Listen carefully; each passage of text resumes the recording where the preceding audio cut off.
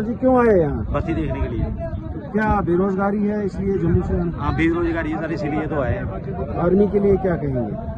Army अभी कर रही है, देखते हैं क्या बनता है। आपका नाम?